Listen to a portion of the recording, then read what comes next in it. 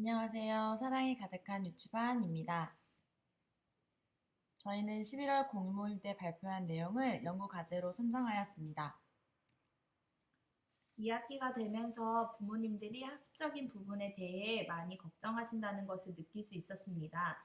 생각해보니 이러한 고민은 올해뿐만 아니라 매년 7살의 모든 반에서 공통적으로 나타나는 모습이더라고요. 그래서 이번 연구과제를 통해 교실 이야기를 소개해드리면서 7살 시기를 어떻게 지낼 수 있을지, 그리고 유치원 생활을 어떻게 마무리하면 좋을지에 대한 저희의 생각을 말씀드리고자 합니다. 2017년도에는 다른 해보다도 공유 모임을 통해 부모님들의 현재 고민에 대해 나누고 협의하는 기회를 많이 가졌습니다. 비슷한 주제임에도 불구하고 1학기와 2학기 때 고민의 내용이 확연히 달라졌음을 느낄 수 있었습니다. 사진에서 보여지는 것은 1학기 때 공유 모임을 통해서 부모님들이 현재 가지고 계신 고민들을 기록으로 남겨주신 자료입니다. 이 자료를 봤을 때 현재 어머님들의 고민이 학습적인 것보다는 기본생활 습관, 동생과의 관계, 바깥놀이, 친구 관계에 대한 고민들이 있었다는 것을 알 수 있었습니다. 2학기에는 교육과정 운영 설문지를 통해 부모님들의 현재 고민을 들여다볼 수 있었는데요.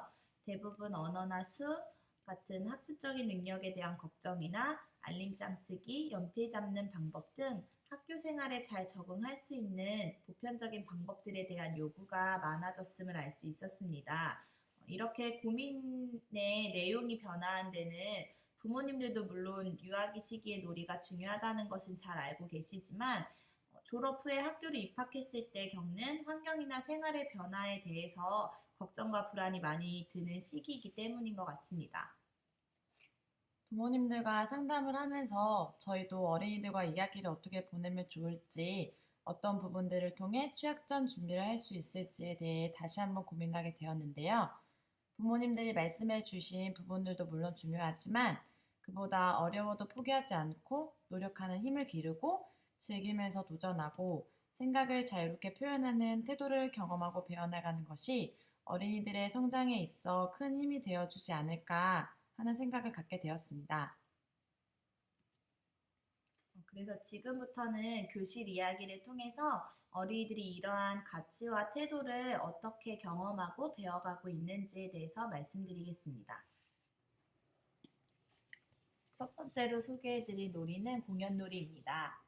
공연놀이가 시작된 계기는 학기 초에 프리파라라는 만화 영화가 어린이들 사이에서 이슈화되기 시작하면서입니다.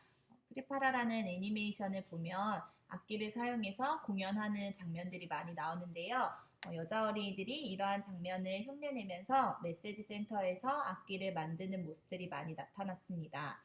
그 이후에 저희 7살 교실에서는 악기 놀이를 하는 경우가 있는데요. 악기놀이 때 사용하는 리듬 악기에서 아이디어를 얻어 악기놀이와 어린이들의 흥미를 연결시켜 새로운 놀이를 해보자고 아이디어를 제안합니다. 이 안에서도 어린이들은 우리가 놀이와 할 때 사용할 수 있는 악기에 대해서 얘기를 하는데요. 평소에 교사가 사용했던 피아노도 우리가 사용해 보자고 얘기하기도 하고, 우리가 평소에 사용하는 리듬 악기 중에서는 탬버린은 너무 시끄럽기 때문에 다른 놀이에 방해가 될 수 있다고 하면서 우리 놀이 안에서 필요한 요소를 생각함과 동시에 다양한 상황을 고려하는 모습들도 나타났습니다. 고니반의 공연놀이는 악기, 춤, 지휘자 이렇게 세 가지 역할로 나뉘었는데요. 처음 아이들이 연습할 시간이 필요하다며 나눈 대화입니다. 너 뭐 할 거야? 난 춤할래. 나는 무슨 노래 하지? 이런 식으로 놀이 안에서 자연스럽게 협의 과정이 이루어졌습니다.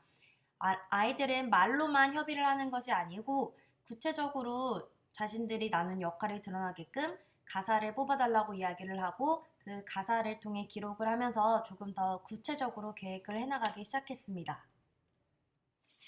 공연놀이에서는 악기팀, 춤팀 이렇게 두 가지 팀으로 나누어져서 놀이를 진행하게 됩니다. 악기팀은 리듬을 창작해서 정하기보다는 가사 그대로를 연주를 하기를 좋아했기 때문에 여기 사진에 보이는 것처럼 어떤 부분을 누가 연주를 할지 부분을 나누는 것을 기록하여서 표시하기도 하고, 춤팀은 가사에 어울리는 동작을 그림으로 그려서 나 혼자 추는 것이 아니라 친구들과 함께 그 동작을 기억해서 춰야 되기 때문에 그림을 그려서 함께 협의하여 연습하는 그런 과정이 이루어집니다.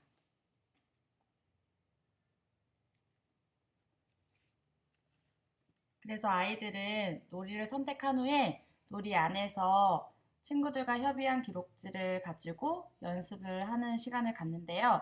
이렇게 놀이 안에서 연습한 후에 놀이 시간이 끝나고 놀이 평가 후에는 놀이 시간 때 준비한 공연을 어린이들에게 보여주는 시간을 갖습니다.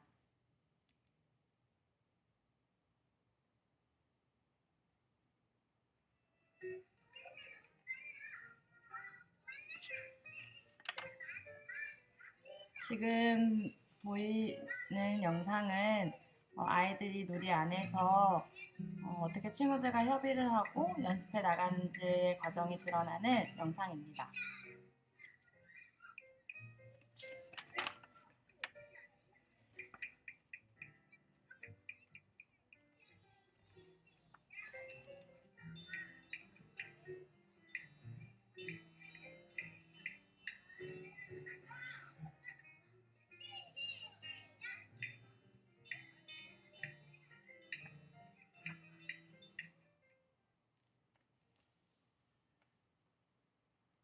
영상에서 보셨다시피 어린이들은 이 놀이를 하면서 즐거움을 많이 느낍니다.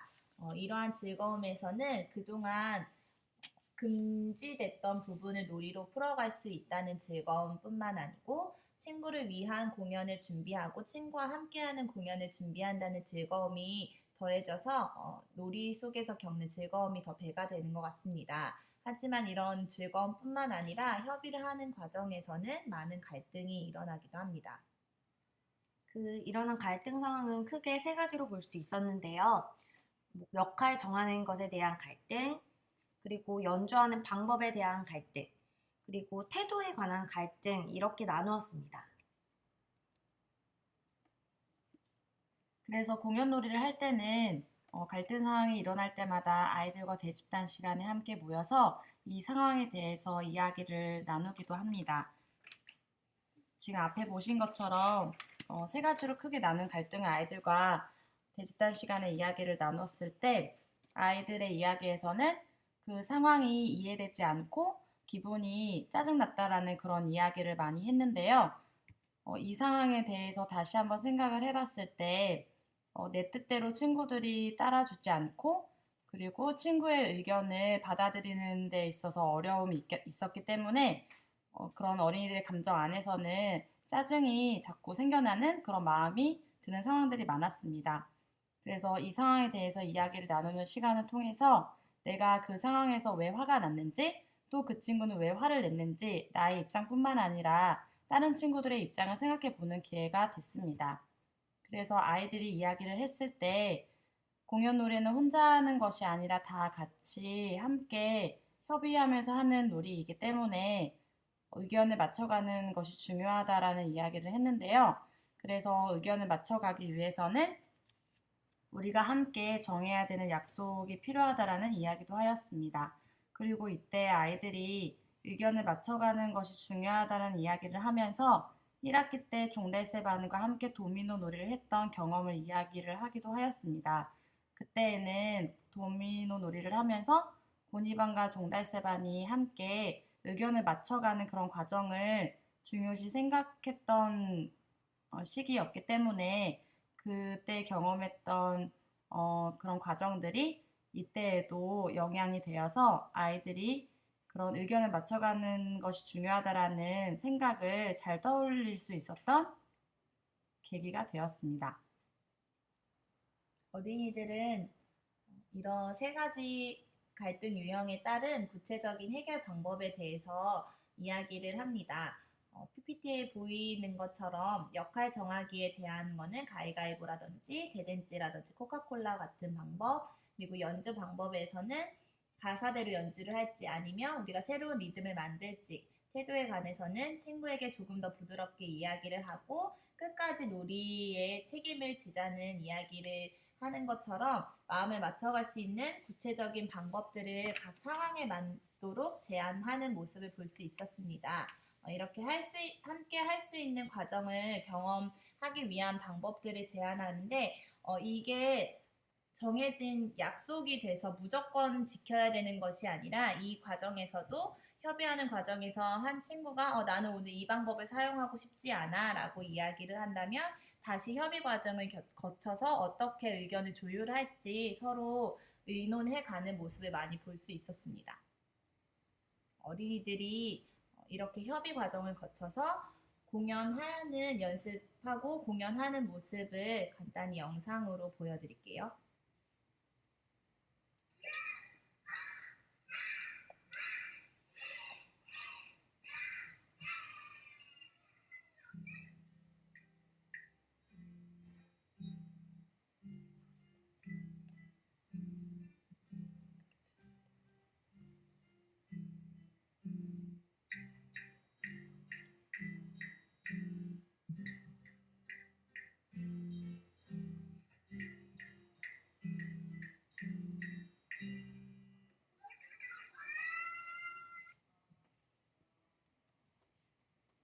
이 공연 놀이를 통해 저희가 말씀드리고 싶은 것은 공연 놀이는 각자가 아니고 처음부터 시작부터 함께하는 놀이였기 때문에 놀이 안에서 소통이 많이 이루어졌고 이런 많은 소통 과정 속에서 공감하는 모습이 많이 보여졌고 이러한 소통과 공감의 과정이 사회성을 길러나가는데 시작이 되지 않을까 생각을 합니다. 아까 말씀드렸듯이 놀이 안에서 갈등과 같이 어려운 점도 있었는데요. 이런 어려움은 즐거움을 통해서 극복을 해 나갔던 것 같고 이러한 즐거움과 소통, 공감, 사회성을 기르는 과정들이 이 공연 놀이를 통해서 이루어졌다고 생각을 합니다. 두 번째로 소개해드릴 놀이는 까치바늘 가게놀이입니다. 가게놀이의 시작은 어린이들이 수를 공부로 알아가는 것이 아니라 놀이 안에서 일상적으로 알아갔으면 하는 교사의 마음으로 시작된 놀이인데요. 가게놀이는 놀이에 필요한 물건이나 놀이 이용권을 가상화폐로 구입하는 방식으로 진행하게 되었습니다. 그리고 가게놀이에서 어린이들이 사용하는 돈의 단위는 1원, 5원 이렇게 지원을 해서 사용하게 되었고요. 이 1원과 5원은 이 숫자는 어린이들에게 친숙하기도 했고 당연히 알고 있는 숫자이기도 하였습니다. 처음 놀이를 시작할 때는 어린이들이 당연히 알고 있다고 표현을 하였지만 가게놀이를 경험하면서 조금씩 문제점들이 드러나기 시작했습니다. 이 문제점은 특히 5원을 사용해서 물건을 구입할 때 많이 나타났었는데요. 5 안에 1이 5개가 들어있다는 5의 의미를 정확히 아는 경우가 드문 모습들이 많이 보였습니다. 한 가지 에피소드를 소개해드리자면 한 친구가 1원짜리 물건을 5원짜리로 사려고 왔을 때 5를 내니까 5 빼기 1은 4라는 거는 알고 있지만 4원이 1원짜리 4개라는 사실보다는 똑같이 숫자 4가 써있는 동전을 찾아보자고 이야기를 하였고 그래서 옆에서 다른 친구가 1원짜리 4개를 주니까 깜짝 놀라면서 4원을 어디서 찾았냐고 이야기하는 모습을 볼 수 있었고요. 그리고 또 이렇게 돈이 많지만 어떤 친구는 나는 7원이 없다고 표현하기도 하였습니다. 어린이들이 숫자의 순차적인 순서는 잘 알고 있지만 각 숫자가 나타내는 정확한 의미를 파악하기 아직 어려워하는 모습들이 많이 보였습니다. 그래서 어린이들이 숫자의 가치를 좀 더 가시적으로 확인해 볼 수 있게끔 기록지를 지원을 해주었습니다. 보시다시피 5원을 내고 1원짜리 물건을 구매했을 때 거스름돈이 4원이라는 것, 그리고 5원을 내고 2원짜리 물건을 구매했을 때 거스름돈이 3원이라는 것을 조금 더 눈으로 직접 확인해 볼 수 있게끔 하였고요. 기록지 지원 이후 어린이들은 스스로 기록지를 통해 거스름돈과 계산을 정확하게 했다는 것을 교사와 친구들에게 보여주기도 했습니다. 하지만 이렇게 많은 경험에도 불구하고 여전히 1원짜리가 많아지면 돈이 많아진 것이라면 좋아하는 모습을 보이기도 했습니다. 이렇게 개수가 많은 것이 돈이 많은 것이라고 생각하는 어린이들은 여전히 1과 5의 가치를 확실히는 알지 못하는 모습이었습니다. 그래서 이렇게 다양한 상황들을 거치며 놀이를 해왔고 그 과정 안에서 경험이 많은 친구들이 경험이 적은 친구들에게 알려주고 함께 알아가기도 하였습니다. 1원과 5원의 가치를 더 가시적으로 알아볼 수 있도록 돈의 모양과 기록지에도 그 안에 5 안에 1이 5개가 있다라는 것을 눈으로 보여지게끔 만들어서 다시 어린이들에게 지원하게 되었습니다. 그래서 어린이들이 가게 안에서는 하나의 물건만 사는 것이 아니라 물건을 여러 개를 한 번에 살 때가 있기도 하는데요. 이 사진에 보이는 것은 3원짜리 종이를 3장을 사기 위해 기록지 3개를 사용해서 각각 계산하는 모습들이 있었습니다. 그래서 어린이들의 그런 놀이 모습을 봤을 때 5원짜리로 3원짜리 물건을 사면 거스름돈 2원은 알고 그리고 3을 3번 더하면 9라는 것은 알고는 있지만 3원짜리 물건을 3개 샀을 때 그런 상황 안에서의 계산은 아직 어려워하는 모습들이 보였습니다.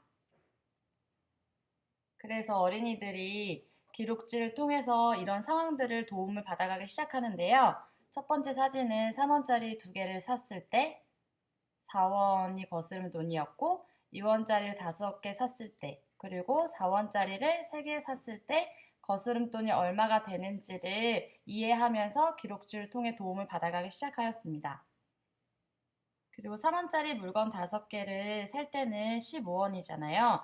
근데 동전 15원 안에는 1원짜리가 얼만큼 있는지 그림으로 나타내어서 이 돈에 대한 이해를 조금 더 쉽게 도와주는 그런 상황도 볼 수 있었습니다. 까치반 안에서 이루어졌던 가게놀이는 2학기 참여 수업이었던 벼룩시장을 통해서 다른 반과 소통하고 교류하는 시간으로 이어졌습니다. 동생반과 같이 물건을 사고 파는 경험을 하기도 했고 3층에서 7살 반끼리 모여서 물건을 사고 파는 경험을 하기도 하는 등 다른 때에 비해서 다른 반과의 소통이 활발히 일어나는 시기였는데요. 동생반에 물건을 사러 갔을 때 5원을 사용했을 때 거스름돈을 받지 못하는 일들이 일어났습니다. 이러한 문제점에 대해서 이야기 나누었을 때 어린이들은 까치반의 학기 초 모습들을 생각하면서 우리가 동생들에게 5의 의미를 설명해 주자고 이야기를 하였습니다. 까치반 안에는 학기 초부터 미디어를 사용한 놀이가 많이 있었는데요. 어린이들은 그림뿐만 아니라 영상을 통해서 보다 효과적으로 동생들에게 알려줄 수 있도록 우리가 영상을 촬영하자고 이야기를 해주었고요. 직접 촬영한 영상을 동생반에게 보내주어서 동생반이 이 영상을 보고 거스름돈에 대한 의미를 한 번 더 생각해 볼 수 있는 시간이 되었고 고마움의 답가를 까치반에게 보내주기도 하였습니다. 지금 보시는 영상은 어린이들이 동생반에게 보내준 거스름돈에 대한 영상입니다. 동생들이 거스름돈을 알려줘서 이 영상을 준비했다. 5원짜리에는 1원짜리가 5개나 있어. 1원짜리 물건을 살 때 거스름돈은 4원이야. 2원짜리 물건을 살 때 거스름돈 3원이야.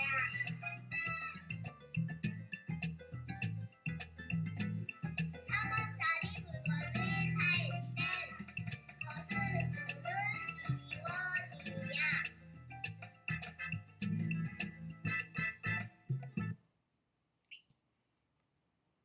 네, 이런 에피소드와 함께 벼룩시장 이후에도 다양한 경제적 이슈들이 교실 안에서 등장을 하였는데요.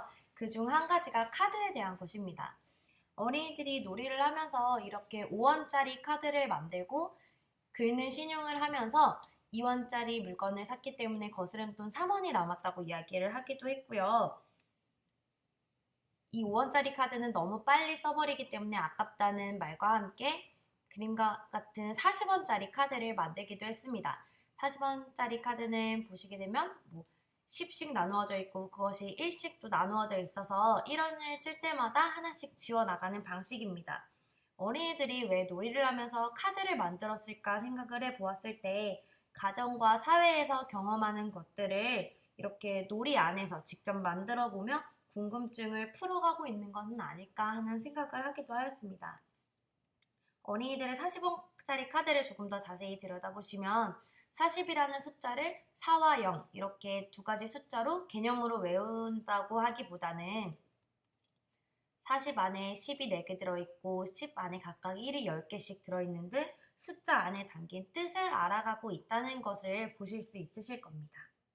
가계놀이에서 교사가 중요하게 생각하는 것은 셈을 잘하는 것이 아니라 그 안에 담긴 뜻을 파악하고 이해하는 그런 과정을 아이들이 경험해 나가는 것이 중요하다고 생각합니다. 가계놀이에서 숫자 거스름돈 계산하는 과정을 다루었는데요. 이 과정 안에서 어린이들마다 알아가는 속도는 다르지만 함께 놀이하는 시간 안에서 서서히 알아가고 있음을 느낄 수 있었습니다. 그리고 상황마다 충분한 나눔 시간이 있었기 때문에 아이들이 그 상황마다 이해할 수 있는 그런 기회가 될 수 있었다고 생각을 하고, 그리고 가계놀이 안에서는 틀리고 맞고가 중요하지 않은 놀이의 과정이었기 때문에 어린이들에게 더 의미로운 시간이 되지 않았나 하는 생각이 들었습니다. 세 번째로 소개해드릴 이야기는 종달새반의 회고 이야기입니다. 한미유치원에서는 놀이를 통해서 배운다고 이야기할 정도로 놀이를 중요하게 생각을 하는데요.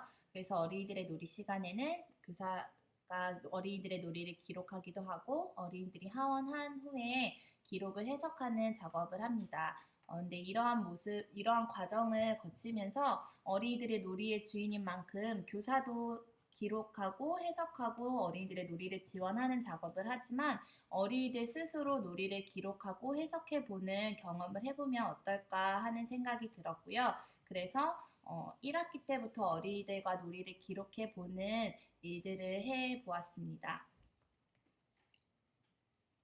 그래서 어린이들은 놀이를 기록하는 것에 대해서 재미재미 놀이책이라는 이름을 지어주었고요. 이 안에서 그날 내가 경험했던 놀이나 그날의 기억들을 기록으로 남기는 일들을 해나갔습니다. 처음에는 이게 회고라기보다는 날짜를 기록하고 누구랑 놀았고 무슨 놀이를 했고 좋았어요 이런 약간 그림 일기 형식으로 기록을 해 나갔었는데요. 그 이후에 점점 어린이들이 기록한 것을 들여다봤을 때 어린이들 스스로 조금씩 기록을 해 나가면서 생각하는 바가 많아지는 것을 알 수 있었습니다. 이 사례 같은 경우에는 글씨를 잘 모르는 아이지만 그림 안에서 어린이들이 표현하고자 하는 게 잘 드러남을 알 수 있었어요. 처음 그림은 입체를 완성한 날, 책상 위를 보시면 완성된 입체가 놓여 있고요. 두 번째는 입체를 완성하고 입체 작품으로 친구와 함께 놀이한 날, 친구가 앞에 앉아 있고 입체 작품 여러 개가 책상 위에 올려져 있죠.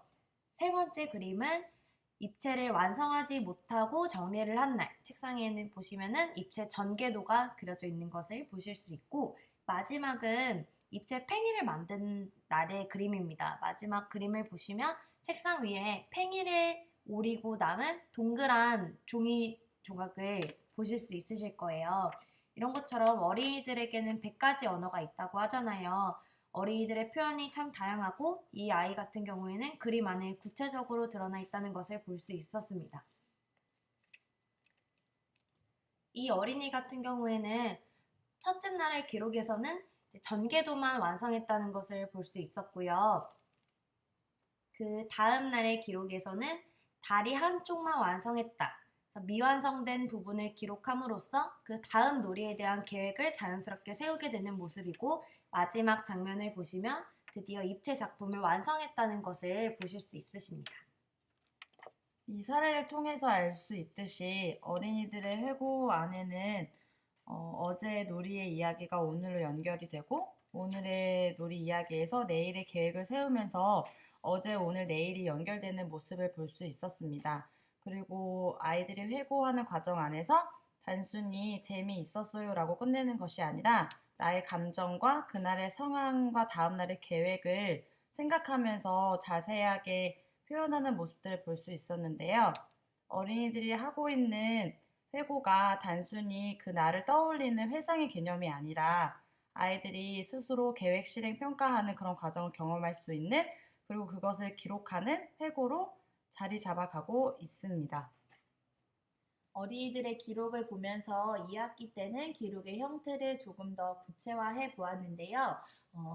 먼저 감정 단어를 지원을 해주었는데 1학기 때 기록을 보시면 아시겠지만 어린이들이 좋았어요 혹은 아쉬웠어요 라고 감정을 단편적으로 표현을 하지만 그 안에는 좋은 이유나 좋은 감정 안에서도 다양한 감정이 있고 아쉬운 부분에서도 아쉬운 이유라든지 그 아쉬움이 어떤 아쉬움인지 조금 더 다양한 감정들이 있다는 것을 알 수 있었습니다. 그래서 어린이들이 감정이 세분화되는 시기인 만큼 내 감정을 조금 더 구체적이고 정확하게 표현해 볼 수 있는 연습이 되도록 감정 단어를 지원을 해주었고요. 그리고 종달새방 같은 경우는 주말 지낸 이야기를 이렇게 표상지에 하는 것을 생략하고 있다고 합니다. 그래서 이런 주말 지낸 이야기를 통해서 연습할 수 있었던 한글 쓰는 연습이나 아니면 띄어쓰기 하는 연습들을 일상 안에서 회고를 통해서 자연스럽게 익힐 수 있도록 글씨 쓰는 칸을 그냥 일자 줄이 그어져 있는 것이 아니라 깍두기 칸으로 지원을 해 주었고요. 그리고 어린이들 회고 안에서 내일의 계획이 조금씩 나타나는 모습을 보면서 계획을 세울 수 있는 칸과 어린이들이 그날 이루어졌던 놀이를 그림으로 표현할 수 있는 칸을 새로 이렇게 나누어서 지원을 해 주었습니다. 기록지의 형태를 변화해준 이후에 이제 개인의 기록을 들여다보면 이 어린이 같은 경우에는 처음에는 몽카트 전개도를 완성했다는 기록이 있고요. 그 다음에는 만든 전개도를 바탕으로 입체를 완성을 했고, 그 다음 계획으로는 그 입체를 다음 날에는 더 세게 만들 것이다 라는 계획을 보실 수 있어요. 그 다음에는 입체를 세게 다 완성하고 나서 시간이 남아 다른 것도 완성을 했고, 그 다음 계획을 보면 더 크게 만들 것이다 라는 것을 볼 수 있는데요. 왜 입체를 만드는데 하나로 만족을 하지 않고 더 크게, 더 세게 만들까라는 의문을 가지게 되었었는데, 알고 보니 최종적인 목표인 배틀을 위해서 더 크게, 더 세게 입체를 만들었던 것입니다. 그래서 이것을 보시면은 최종적인 목표를 위해서 놀이 과정을 세분화하여 기록을 하고 있다는 것을 알 수 있었습니다. 이번 사례는 놀이 안에서 친구와 함께한 경험을 회고로 남긴 사례인데요. 종달새 반에서는 음악을 만드는 놀이가 진행 중입니다. 근데 음악을 만드는 놀이를 할 때 처음에 사진에 보이는 것처럼 먼저 박자를 계획을 하고 그 다음에 컴퓨터를 가지고 음을 입히는 작업으로 진행이 되는데요. 이날 음악을 만드는 놀이를 참여한 어린이의 회고를 보니 다음에는 기억해내서 더 잘 만들 거예요 라는 회고가 있었습니다. 알고 보니 이 아이는 오늘 컴퓨터로 음악을 입히는 작업을 처음 해봤는데 그 처음 했던 과정이 조금 놀이를 이어가야겠다라는 계획을 알 수 있었습니다. 그래서 이제 그 다음에 놀이를 이어가려고 하는데요. 종달새반 음악 만들기 놀이에서 계획을 하고 그 다음에 컴퓨터로 음악을 입히는 작업을 하는데 그 음악을 입히는 작업을 할 때에는 모두 다 함께 작업을 할 수 있는 것이 아니라 순차적으로 한 명씩 그 과정을 이어가게 됩니다. 근데 이제 그 전에 친구가 작업을 할 때에 계획한 박자에서 두 박자가 남는 상황을 보게 되었습니다. 그래서 이 어린이가 이 남는 두 박자를 가지고 이어서 좀 연결되는 노래를 만들고 싶다라는 계획을 가지고 놀이를 이어간 그런 상황이 있었습니다. 그래서 이날 놀이했던 이 어린이의 회고를 봤을 때 악보 만들기 놀이가 재미있었지만 친구랑 노래를 합치려고 할 때가 어려웠다는 이야기가 있었고 그 다음에 계획이 다음에는 잘 생각하고 할 거예요 라는 그런 회고를 볼 수 있었는데요. 이 어린이의 생각을 자세히 들여다봤을 때는 친구랑 함께 만드는 과정이 어려웠지만 그것을 앞으로 어떻게 좀 이겨내고 잘 할 수 있을지에 대한 계획을 들어볼 수 있었습니다. 그래서 친구랑 함께 만들 때는 1, 2절을 반복해서 부르는 대신에 음은 똑같이 하고 가사를 다르게 쓰면 좋을 것 같다라는 생각이 있었고요. 그리고 노래를 이어서 만들지 않고 처음부터 같이 친구랑 함께 만드는 작업을 시작하면 좋을 것 같다라는 의견이 있었습니다. 그래서 어린이들의 회고를 통해서 보면은 개인의 기록이 그 반의 놀이 기록으로 연결되는 과정을 볼 수 있었습니다. 근데 어린이들이 아직 한글을 쓰는 것도 조금 어려움이 있고, 아무래도 오늘 경험했던 하루를 되돌아보면서 내일의 계획까지 해야 되기 때문에 늘 재미재미 책을 하는 시간을 즐기는 것만은 아닙니다. 어린이들이 매일 선생님 오늘도 재미재미 책을 해요? 라고 물어보는 모습을 많이 볼 수 있었는데요. 이러한 질문을 오히려 어린이들에게 되돌려 주어 봤어요. 그랬을 때 어린이들은 재미책의 의미에 대해서 한번 생각해보고 그에 대한 생각을 자유롭게 나눌 수 있는 시간을 가졌는데요. 어린이들과 회고를 하면서 사실 교사가 어떤 의도를 가지고 회고를 시작했는지 이 안에서 어떤 가치들을 경험했으면 좋겠는지 어린이들에게 설명한 적은 없었는데 어린이들과 이야기 나누었을 때 그 가치를 충분히 어린이들 스스로 느껴가는 것을 알 수 있었습니다. 그래서 어떤 친구는 재미재미 책은 거울이라고 표현을 했는데요. 그 이유는 어제 하던 놀이를 보여주기 때문에 거울이라고 이야기를 했고 어제 하는 놀이를 보여줄 뿐만 아니라 그렇게 보여주기 때문에 어제 하던 놀이를 오늘도 이어서 할 수 있다고 표현을 했고요. 또 어떤 친구는 수정 테이프라고 표현을 했는데요. 우리가 글씨를 잘못 썼을 때 수정 테이프를 지우고 글씨를 다시 쓸 수 있는 것처럼 놀이 안에서도 내가 어려움을 겪고 뭔가 아쉬움이 남았을 때 재미책을 통해서 그날을 회고하고 내일의 계획을 세움으로써 놀이를 내가 다시 한번 계획을 수정할 수 있다고 표현을 하기도 합니다. 또 어떤 친구는 마법 나라라고 표현하기도 했는데요. 이 경우는 내가 친구들과 즐겁게 놀았던 경험은 기록을 통해서 먼 훗날에도 오늘의 그 즐거운 감정이나 기억들을 다시 떠올릴 수 있기 때문에 좋다고 이야기를 했고 또 어려운 놀이 같은 경우는 내가 오늘 이 놀이가 왜 어려웠는지 생각해보고 내일 계획 때 그럼 이 어려움을 어떻게 해결할지 계획을 세울 수 있기 때문에 어려운 놀이를 쉽게 할 수 있는 방법들을 알려주기 때문에 마법 나라라고 표현하기도 했습니다. 그래서 어린이들은 회고를 통해서 놀이를 계획하고 놀이 시간에 놀이를 직접 해보고 회고하는 시간을 통해서 평가하는 시간을 하고 계속 경험해 나가고 있고요. 이 과정에서 계획을 수정하고 해결 방법을 모색해 나갑니다. 그리고 이 과정들은 계속 순환적으로 일어나기 때문에 어린이들이 놀이에 조금 더 자발적이고 주체적으로 참여하는 모습을 많이 볼 수 있었습니다. 처음 말씀드렸다시피 초등학교 입학을 앞둔 어린이들과 7살 시기를 지낼 때 학교 입학 때문에 새로운 것을 시도하는 것보다는 저희가 현재 하고 있는 것들을 잘 마무리하는 것이 어린이들과 남은 7살 시기를 잘 마무리하는 데 더 의미로운 시간을 보내는 것이라고 생각합니다. 이러한 태도와 관련된 영상 하나를 소개하고자 하는데요. 주제와 관련하여 저희가 함께 공유하고 싶은 영상은 영재발굴단 홍한주 편입니다. 장면을 통해 내용을 간단히 설명해 드리도록 하겠습니다. 한주는 보통의 아이들보다 조금 늦은 나이에 영재성을 보인 11살의 수학 영재입니다. 자기 주도형의 공부를 하며 본인이 이해 못하는 부분에 있어서 문제의식과 도전의식을 가지고 중학교 과정을 넘어서 교육과정에 없는 내용까지 공부하고 싶어 하기도 합니다. 전문가는 이러한 한 주의 영재성을 적절한 타이밍 때문이라고 이야기를 하는데요. 보시다시피 한 주는 5학년까지는 수학이라는 과목과 계산 문제를 매우 싫어했다고 합니다.